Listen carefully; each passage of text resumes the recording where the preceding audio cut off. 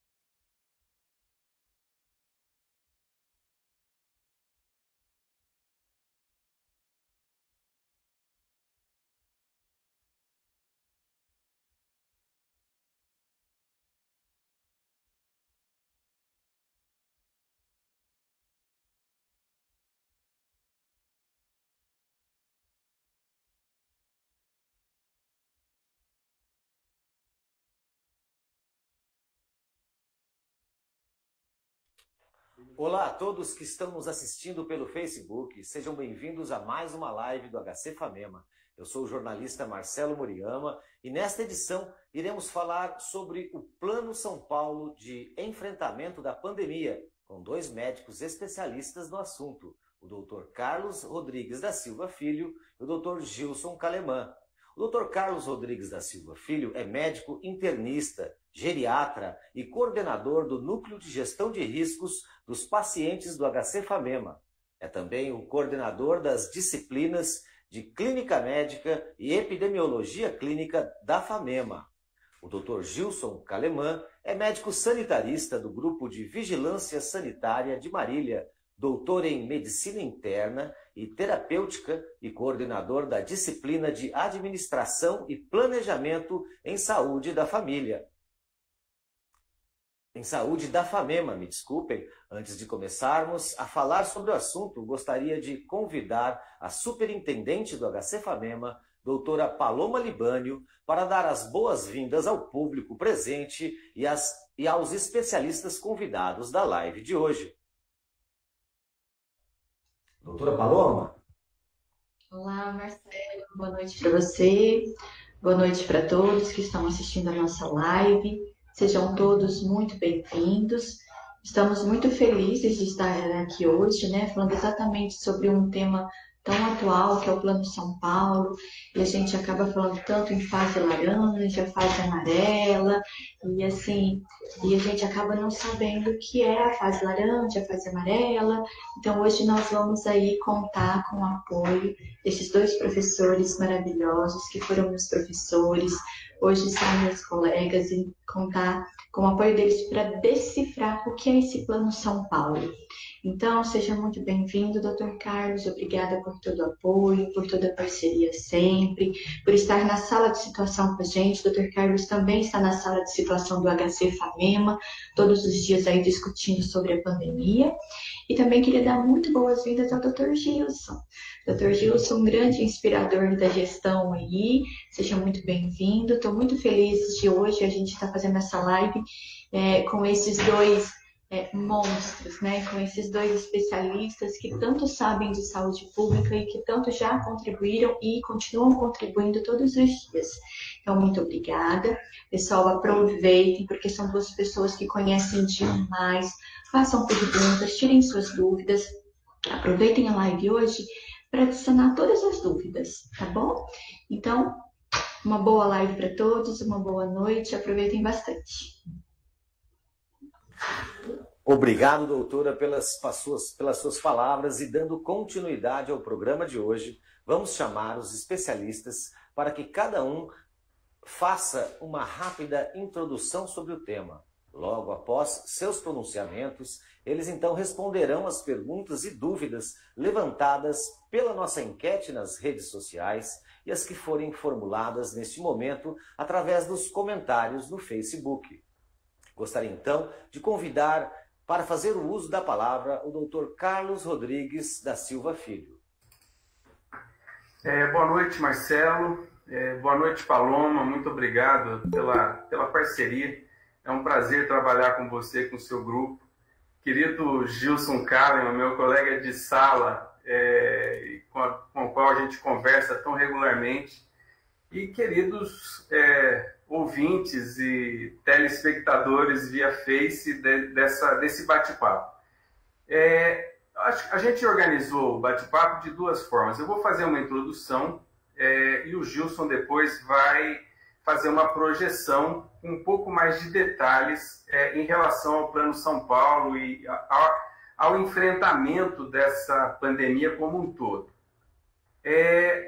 O que eu queria tentar, vamos dizer assim, traduzir da complexidade a que a gente esteve imerso e está imerso nesses últimos 5 meses. Foi uma circunstância sem precedente. E, honestamente, pela primeira vez, eu fiquei feliz de morar longe de São Paulo. E muito feliz pela forma como o governo do Estado de São Paulo gerenciou essa crise. Eu sou também, quer dizer, como o Gilson, um especialista em medicina baseada em evidências. E medicina baseada em evidência não é uma coisa comum quer dizer, no dia a dia, nem da intervenção médica e nem da saúde pública. E pela primeira vez nesses anos todos, quer dizer, eu tive a oportunidade de vivenciar regularmente uma intervenção, uma política pública baseada em evidência, que recebe o nome de Plano São Paulo, ou seja, o que vem a ser esse plano em poucas palavras.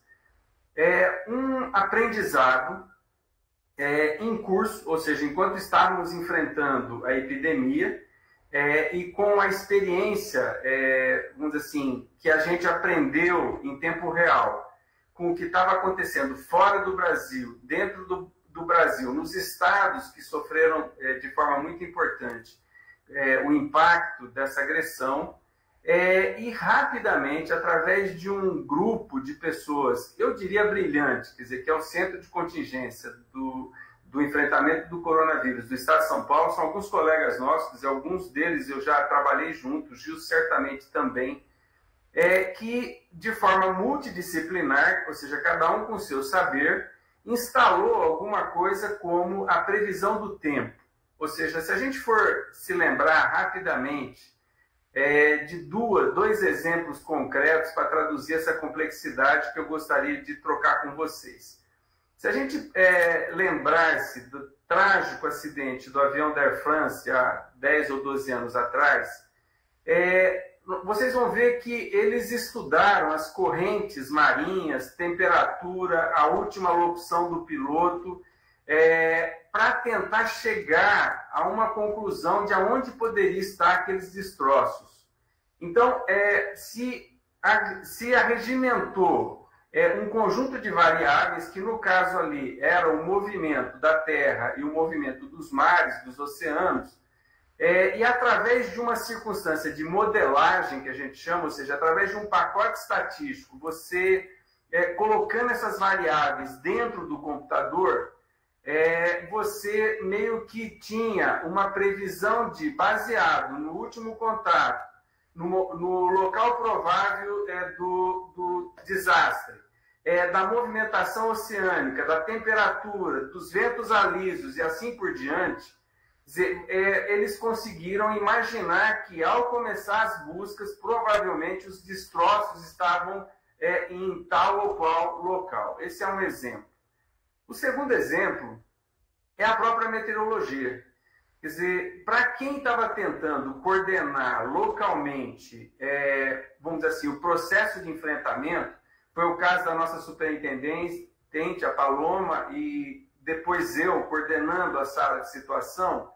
Quer dizer, é quase como se a gente recebesse um boletim sobre o clima diário, ou seja, que nos orientava com antecedência das maiores probabilidades de ocorrerem ou não, vamos dizer assim, tal ou qual circunstância em tal semana, em tal mês e assim por diante. Então, assim, esse centro de contingência, ele foi nos oferecendo uma antecipação do problema, o que nos permitiu, vamos dizer assim, tempo e capacitação para nos preparar, vamos dizer assim, para o enfrentamento cotidiano através de um boletim meteorológico baseado em variáveis que o Gilson vai detalhar um pouco mais e que nos permitiu propor o enfrentamento, ao menos dentro da governança que a gente tinha, dizer que era o complexo HC FAMEMA. E a partir de em torno de 10 de maio, quer dizer, dado que uma coisa que é consensual e desgraçadamente, nesse enfrentamento ocorreram muitas coisas não consensuais, ou seja, muita ruído de comunicação, um dia dizem uma coisa, outro dia dizem outra, dizer, uma disfuncionalidade em relação ao governo central, quer dizer, a ausência de um Ministério da Saúde que pudesse estar nos ajudando, quer dizer, tudo isso esteve influindo. Quer dizer, a partir de uma coisa consensual nós temos um grande problema, vamos dizer assim, de saúde pública, de agressão sanitária, epidemiológica, e nós entendemos que vai haver uma trágica depressão econômica em decorrente disso. E uma coisa fundamental de se esclarecer, quer dizer, é que a trágica depressão econômica, ela não é consequência do plano de enfrentamento da pandemia. ela é consequência da pandemia. Ou seja, dado que a economia é uma ciência humana e ela depende das pessoas estarem vivas para retomarem os seus negócios, o seu comércio, e o varejo foi efetivamente quem mais sofreu, claramente, e na saúde a gente trabalha com isso todos os dias e tem isso de forma muito clara, a questão de relevância por ordem. Eu primeiro preciso estar vivo, depois eu preciso retomar a economia e, vamos dizer assim, fazer a redução do dano, fazer a reparação que a pandemia nos causou. E esse processo de retomada, vamos dizer assim, segura, dentro das variáveis de um boletim meteorológico, que todos nós sabemos, ou seja, não é perfeito do ponto de vista matemático, ele propõe, vamos dizer assim, uma descompactação e um desconfinamento seguro, progressivo, baseado em indicadores medidos diariamente, e a partir daí, vamos dizer assim, tentar fazer com que ao menos a população do estado de São Paulo tivesse minimizado o seu dano. Quer dizer, dano esse causado pela pandemia sem precedente, ou seja, a nossa geração de médicos e a nossa geração jamais viveu algo parecido, quer dizer, isso foi alguma coisa, vamos dizer assim, a nossa segunda grande guerra, ou seja, nós nunca tivemos nada parecido, estávamos sob ameaça de morte pessoalmente e mantendo os nossos postos para tentar fazer com que a população pudesse, vamos dizer assim, ser salva, ser protegida dentro disso.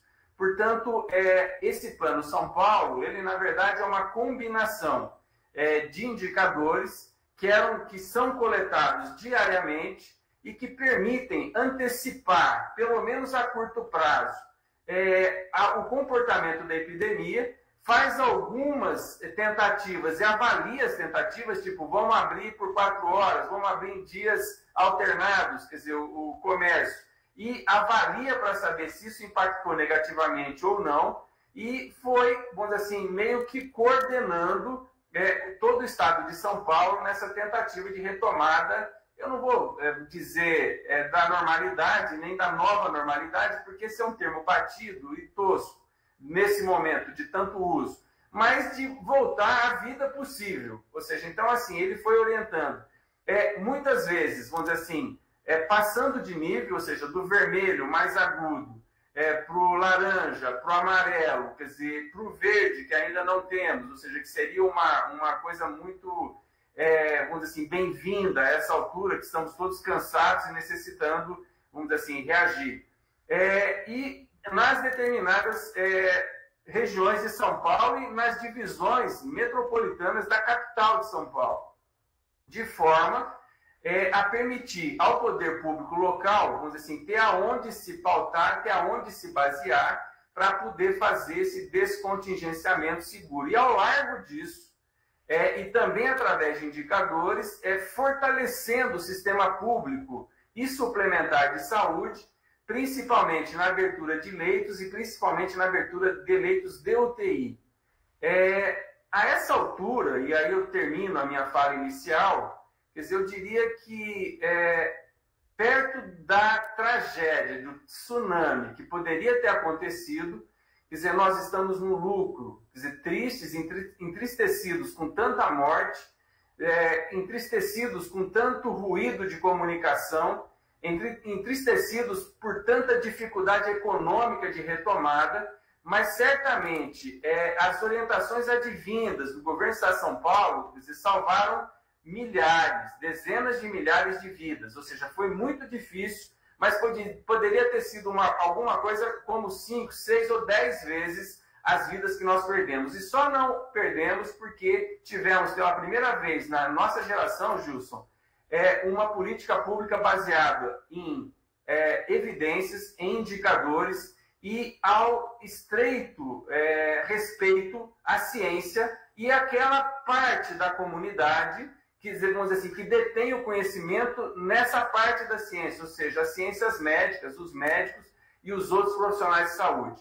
Dizer, muito embora o centro de contingência conte com uma equipe multidisciplinar, os geógrafos de saúde nos ajudaram demais e a resposta da Universidade Paulista a a esse tsunami foi como nunca vimos antes. Ou seja, então, assim, tá respondida, vamos dizer assim, todo o dinheiro que o Estado de São Paulo gasta na sustentação das suas universidades e está respondido todo o recurso que São Paulo gasta na pesquisa, tá certo? Porque foi ela, sem sombra de dúvida, e vai ser ela, com a vacina, em muitos poucos meses, quem mais uma vez vai nos colocar vivos se tudo correr bem e se tudo correr da forma como está parecendo que ocorrerá nesse segundo semestre. Termino por aqui e depois volto para o debate.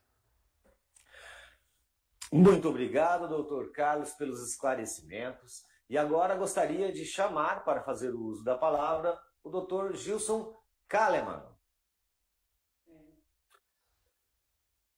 Bom, boa noite a todos, boa noite Paloma, boa noite quem está nos assistindo, boa noite Marcelo, boa noite meu amigo Carlos. Eu queria, antes de entrar propriamente dito na apresentação, fazer alguns preâmbulos. O preâmbulo principal é homenagem às equipes de saúde que enfrentaram esta pandemia na linha de frente, tanto dos serviços de atenção básica, das UPAs e nos hospitais principalmente. Então, acho que os profissionais são pouco lembrados, mas eles foram fundamentais nesse processo. A segunda lembrança, e complementando um pouco o que o Carlos falou, eu já comentei com ele de uma aprendizagem que eu tive com o Dom Mauro Borelli, é que para situações complexas, soluções simples que são propostas geralmente são muito equivocadas e eu diria até mal intencionadas, né? Então, esse processo de comunicação ele foi muito prejudicado por se apresentar soluções simples para essa situação complexa que é a pandemia. Nesse sentido, resgatando um pouco a questão do Plano São Paulo, o Plano São Paulo buscou uma resposta técnico-política para o processo, fundamentado em evidência, como o Carlos falou, né? Teve origem lá na Universidade Federal de Pelotas e foi adotado inicialmente pelo Estado do Rio Grande do Sul e depois São Paulo fez uma adaptação e fez um critério fundamentado em bases científicas que a outra homenagem que eu faço foram para os técnicos que conseguiram propor esse tipo de planejamento e convencer os políticos a adotá-lo. Porque político geralmente não gosta muito de adotar medidas que são muito complicadas. Então, eu acredito que os técnicos também tiveram uma importância fundamental nesse processo. Muitos deles eu conheço e foi uma equipe muito potente. Entrando um pouco na questão do Plano São Paulo,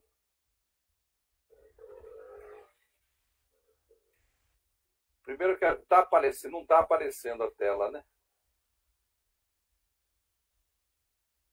Eu quero saber como é que eu faço aqui.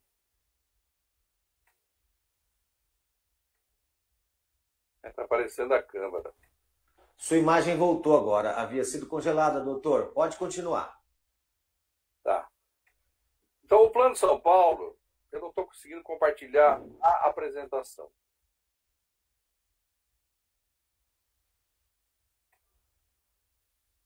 O que está acontecendo? Mas se não der, eu vou falando daqui.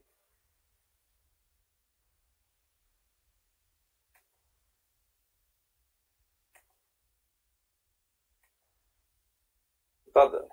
Bom, de qualquer maneira, o Plano São Paulo ele se fundamentou em 3 grandes linhas, né? 2 grandes linhas em geral, que foi o próprio sistema de saúde e a economia e a sociedade, naquela relação que o Carlos deixou bem claro, de que não é possível, né, ter antagonismo entre uma pandemia e a questão da economia.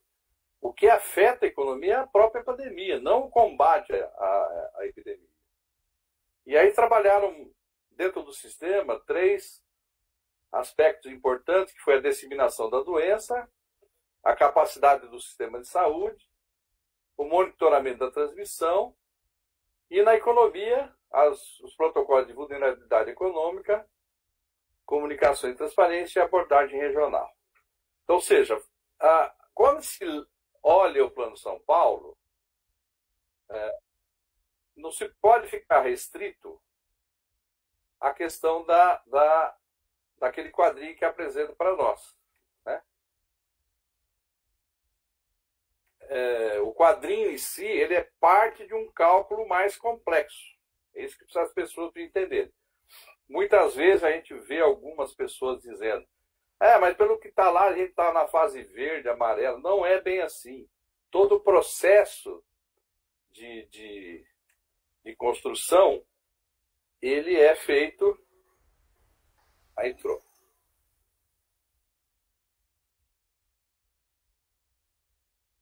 Conseguiu aí?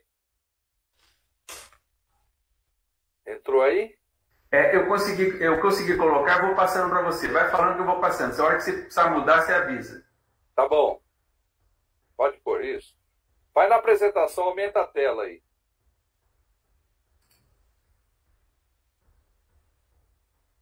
Na apresentação de slide, põe a tela inteira.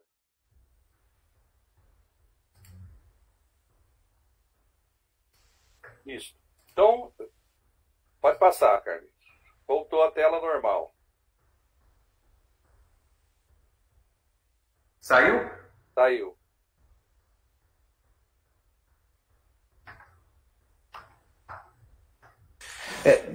Doutor, as imagens, infelizmente, parece que travaram. Se puder continuar sem as imagens, só dando as explicações, está bem claro a sua voz.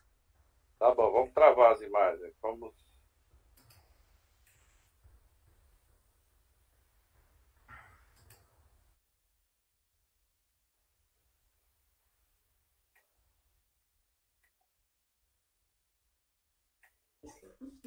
Bom, de qualquer maneira, aquilo que eu falei, né, não é possível olhar simplesmente o mapa e esquecer de todo o processo complexo que foi realizado aqueles cálculos. Então, os indicadores que levam a essa resposta, né, da classificação das regiões de saúde, eles são um pouco complexo de cálculo. Não vou me deter muito a isso. Eu só vou falar no geral, mas de alguma maneira ele trabalha com a capacidade de resposta do sistema de saúde, com a taxa de ocupação de leitos e a quantidade de leitos destinados ao tratamento de UTI intensivo. Trabalha a questão da taxa de contaminação, que é a evolução da epidemia, que é o segundo fator, as taxas de internação, as taxas de óbitos, e a forma de cálculo final é dada por uma média ponderada desses diversos indicadores. Isso indica o que para a gente? Que, como eu já falei, esse cálculo ele é refinado. Não é simplesmente olhar para o Plano São Paulo e falar que poderíamos estar na fase verde quando se divulga os indicadores de uma maneira resumida. O que a gente nota em São Paulo? O que a gente pode fazer de crítica desse processo?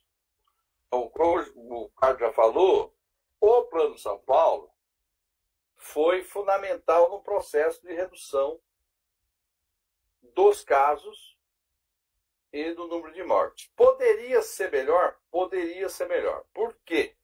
Aí nós temos duas questões que eu considero que foram graves no processo de combate à pandemia.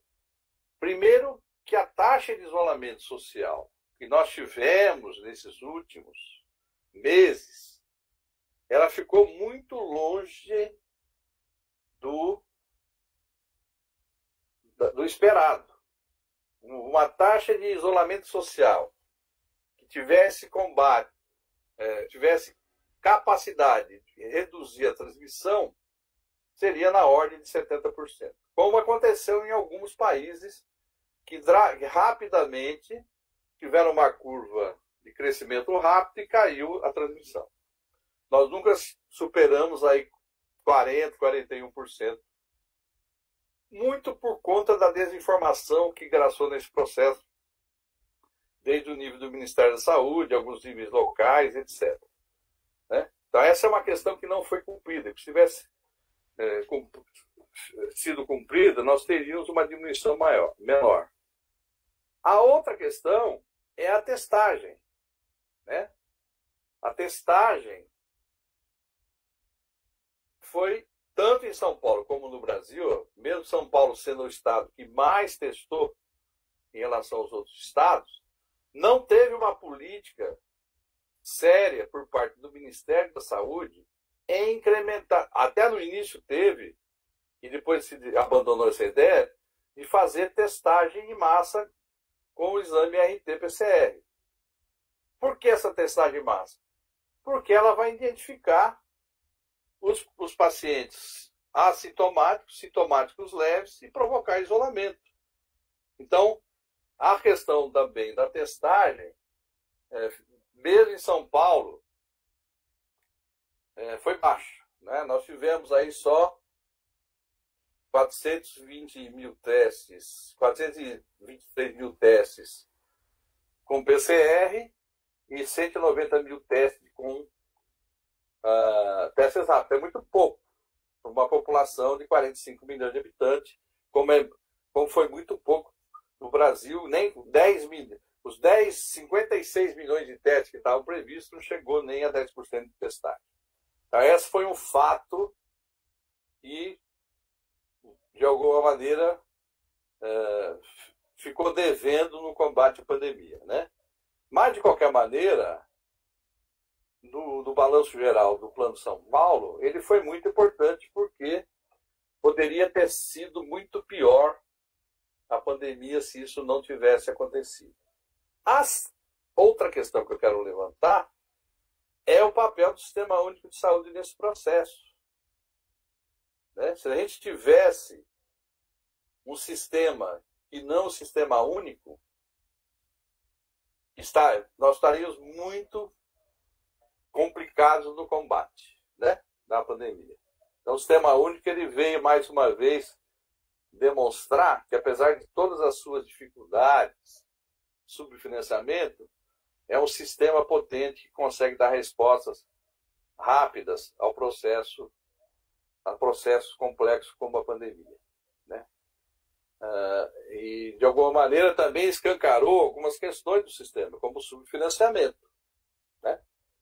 É claro que o Brasil não pode continuar gastando $649 per capita de recurso público em saúde, enquanto qualquer país do mundo gasta muito acima de $1.000. Então, essa é uma questão que precisa ser rediscutida e a pandemia está oportunizando essa discussão do refinanciamento do sistema. Né? Então, o Sistema Único ele veio,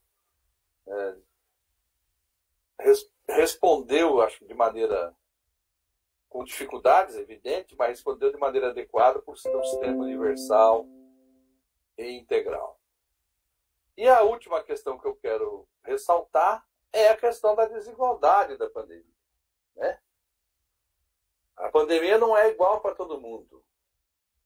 A pandemia afetou dramaticamente as populações periféricas das cidades. Né? Isso não é só uma característica do Brasil. Afetou populações vulneráveis, como a população negra nos Estados Unidos. Né? Para vocês terem uma ideia, em Chicago, 30% dos casos de Covid foram uma população negra, que representa somente 14% da população. E aí, o número de óbitos e a taxa de mortalidade também foi maior na população negra. Não foi diferente em São Paulo. A análise mais aprofundada que nós temos é da cidade de São Paulo, dramaticamente. As áreas mais afetadas foram as áreas periféricas, né? Na Zona Norte, Brasilândia, Vila Nova, Cachoeirinha, na Zona Leste, Itaquera, Guaianazes, Jardim Pantanal, e na Zona Sul, os bairros como Parelheiros, que foram mais afetados, indicando que a pandemia é muito desigual, tanto na questão da incidência, quanto a questão da mortalidade, né? E não tivemos políticas mais destacadas, e sem contar com a questão dos grupos vulneráveis, que são os profissionais de saúde. Os índices de incidência, né,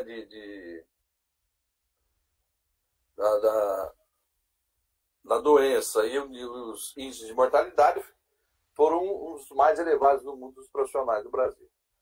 Então, essa desigualdade também precisa ser levada em conta, porque é necessário que se tenha políticas dirigidas a esses grupos vulneráveis. Eu acredito que... E sem contar a questão indígena, que foi outro processo complicado, né? Tiveram aí também uma incidência, uma mortalidade muito maior quando comparada a outros grupos. Então é isso que eu tinha para falar. Queria só reafirmar a qualidade do Plano de São Paulo.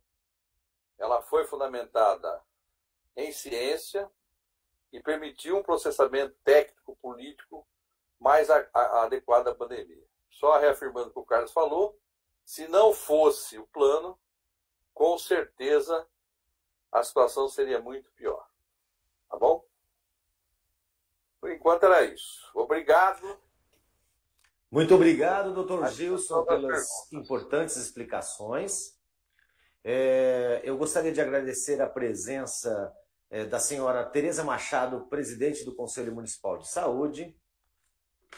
E gostaria de agradecer a presença também da coordenadora da Vigilância Epidemiológica do município de Marília, a senhora Alessandra Arrigoni, e também a presença do senhor Pedro Marco Caran, assessor técnico da Diretoria-Geral da FAMEMA. Doutor Gilson, infelizmente a sua imagem ela sumiu durante a sua fala, e assim, se o senhor puder clicar no ícone da câmera, ligar e desligar, talvez ele volte. Mas se não, tudo bem, o importante aí é a sua presença, a sua voz.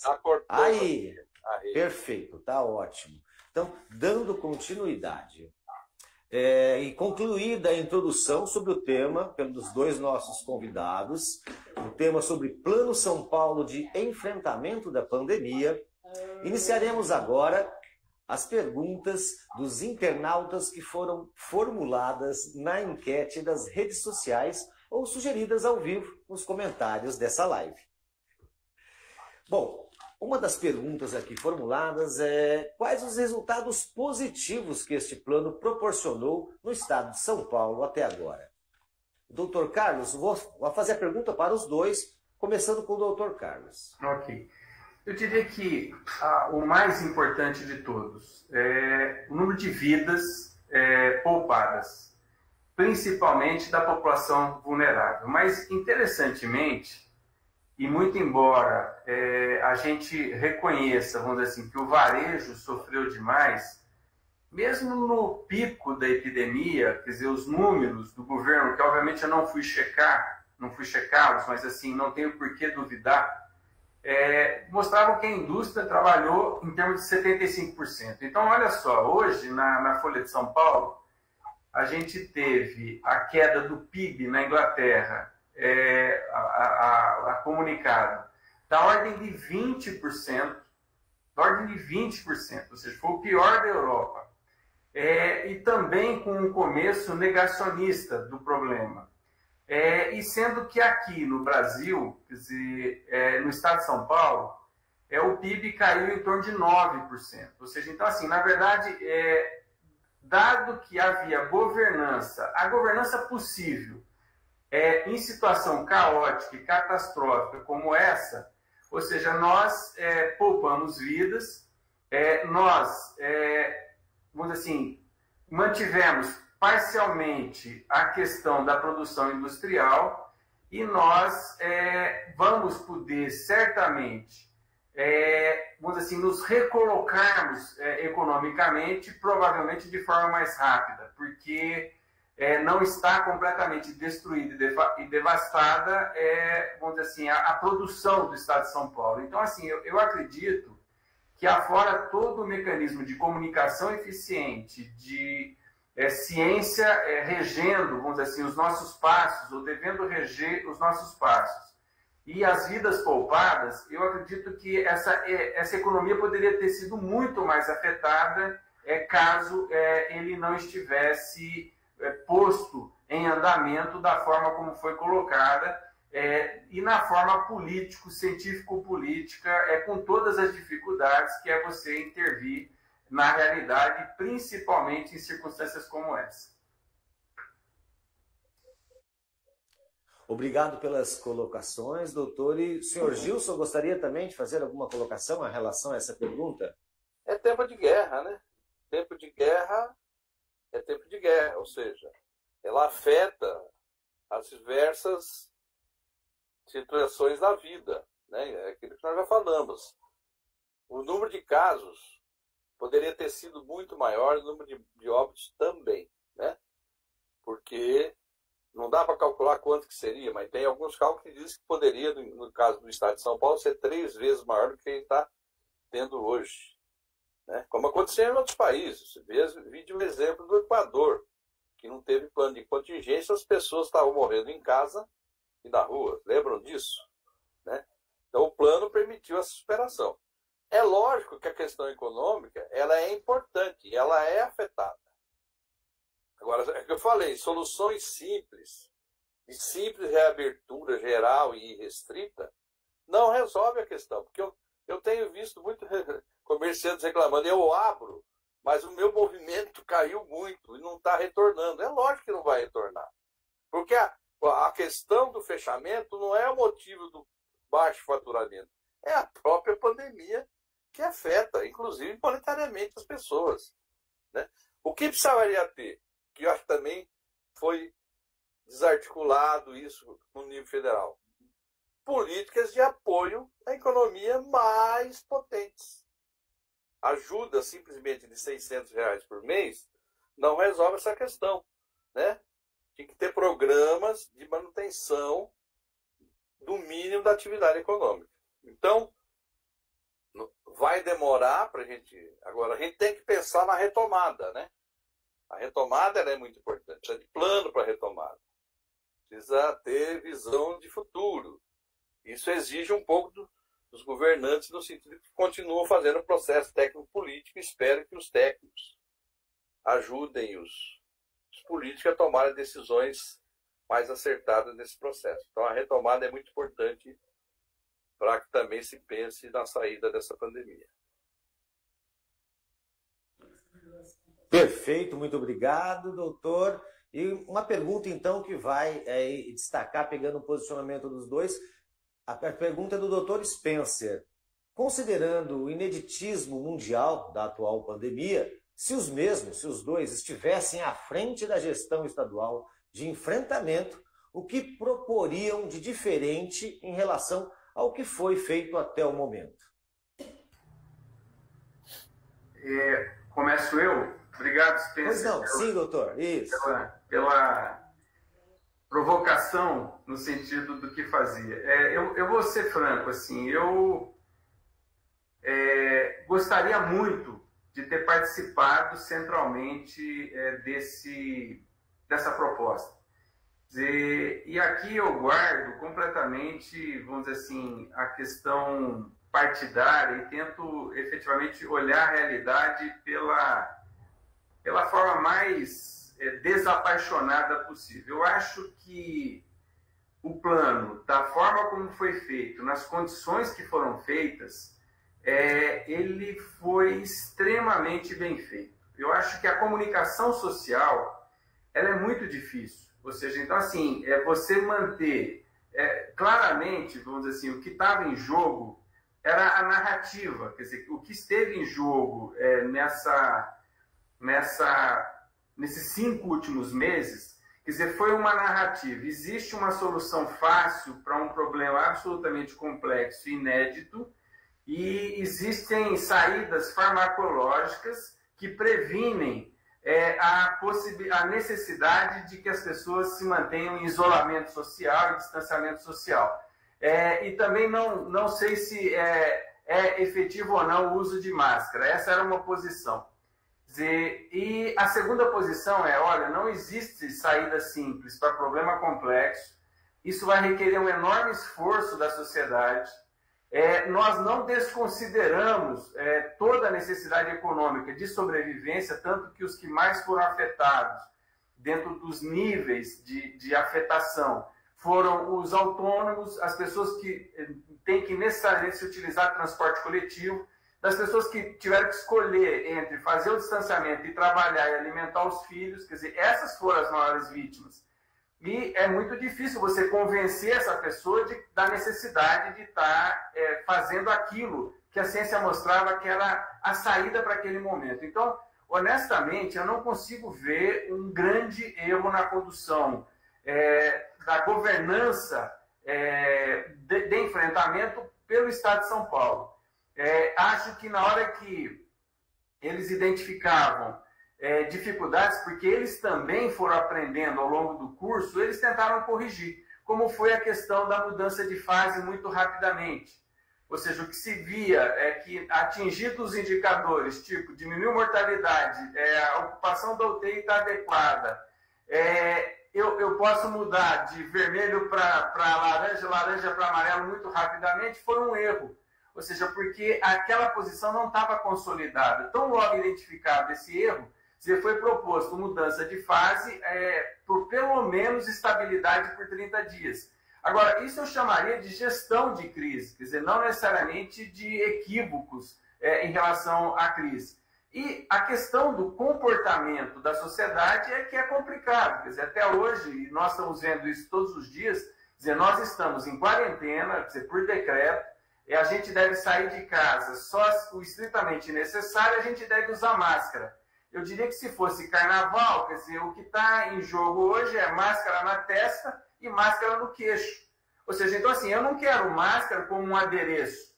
Quer dizer, eu quero máscara enquanto a proteção da comunidade e a minha própria proteção. Então assim, e as pessoas, elas riem disso, elas não levam esse conhecimento a sério e seria muito importante que levasse. Então, na verdade, assim, o que eu entendo de dificuldade é a dificuldade de comunicação de massa, principalmente no ruído de comunicação e numa clara diferença de posição entre o governo federal, que deveria estar liderando esse processo, e o governo estadual, que tentou salvar pelo menos os cidadãos do Estado de São Paulo. Termino. Muito obrigado, senhor Gilson. Se fosse o senhor à frente, o que o senhor proporia que não foi proposto até agora?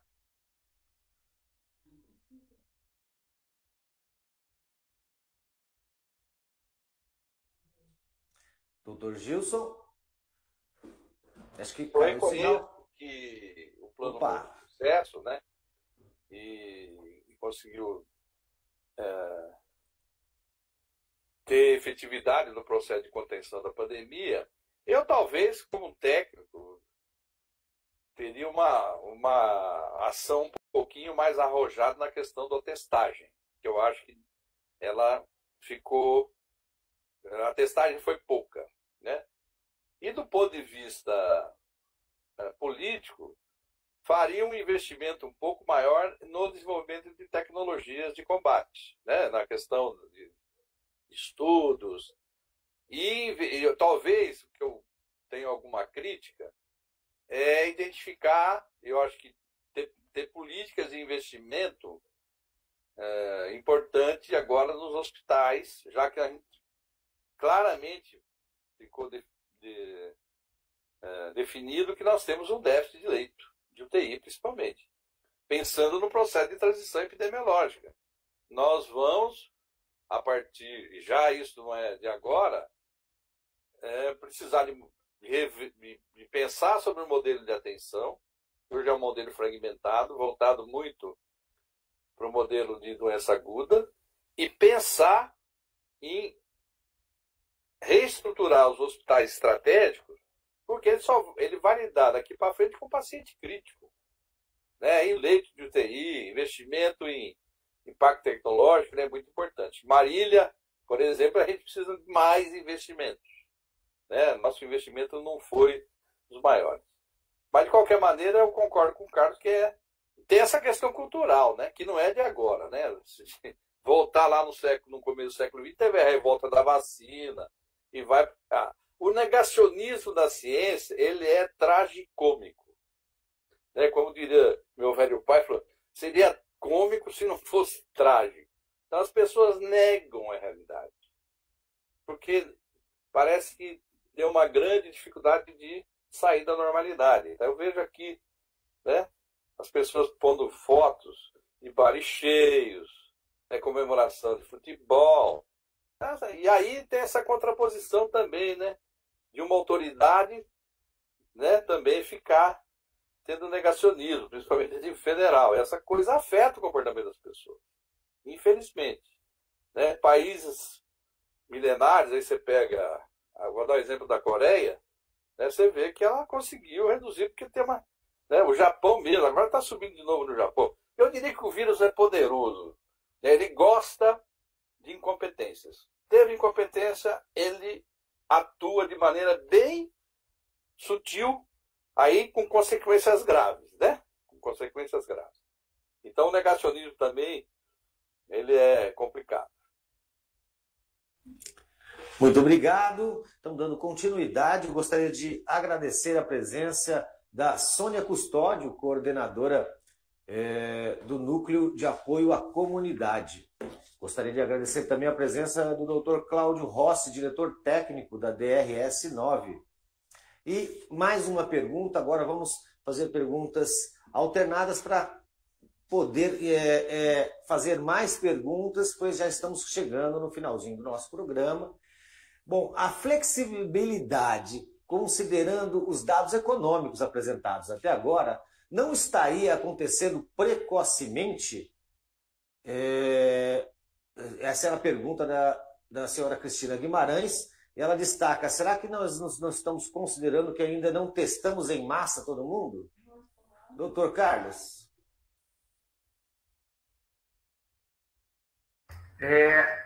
Então, como é que eu vejo isso? Ou seja, em nenhum momento, quer dizer, foi dito o seguinte, olha, acabou a epidemia, quer dizer, e a gente vai voltar à normalidade.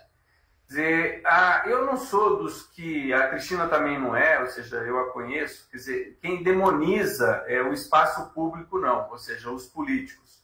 É muito difícil ser político, principalmente ser político honesto e competente, porque você tem que lidar com uma diversidade de perspectivas, vamos dizer assim, e com o corporativismo. Ou seja, desgraçadamente, a gente não tem, pela média, a visão sistêmica de nação, ou seja, eu via de regra, tento pressionar, fazer lobby pelo meu setor. Então, assim, é como se não existissem os outros setores e como se a vida dos outros, quer dizer, não tivesse que ser igualmente digna. Nesse sentido, eu entendo que o Estado de São Paulo tem gerenciado, ou seja, ele colocou o seguinte... nós estamos mudando de fase, nós mudamos os indicadores. Para você mudar de fase A para B, você precisa de ter estabilidade, vamos dizer assim, nessa fase, ou seja, tem que estar consolidada para a gente não ter que ficar indo e voltando.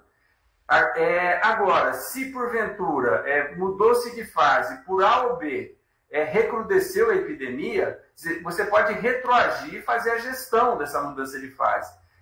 Desgraçadamente, esse vírus pega uma população completamente não imune. Ou seja, ela sai do animal e vem para o ser humano, quer dizer, que não tem resistência contra ela, guardadas as questões ecológicas, parece que em país A é diferente um pouco de país B, mas enfim, existem 7 bilhões de suscetíveis a esse vírus. E claramente, quer dizer, existe a eventualidade de mutação. Então pode ser que você flexibilize, porque vai chegando naquele ponto da curva no qual vale o risco, porque a questão econômica está dramática demais, Mas se porventura você se equivocou, volta-se atrás. Ou seja, isso eu digo, isso é a gestão do plano, que a meu juízo tem sido feita de forma adequada, Cristina.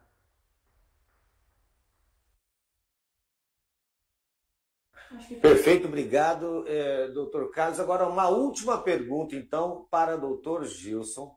Uma pergunta, baseado na ciência e nas evidências, o que o senhor acha da vacina da Rússia?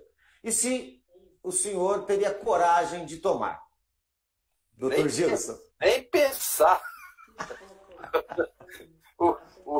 Eles estão registrando uma vacina que nem foi publicado o estudo inicial, né?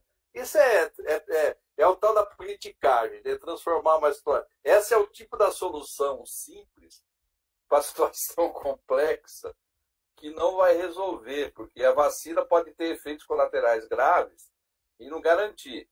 Tem os outros estudos que estão aí caminhando, que é o estudo que o Butantan está fazendo com o laboratório Sinovac, o estudo de Oxford, o próprio estudo da Merck, já foram publicados, estão numa terceira fase. Estão fazendo ciência. A Rússia está fazendo politicagem. Eu não tomaria, de jeito nenhum.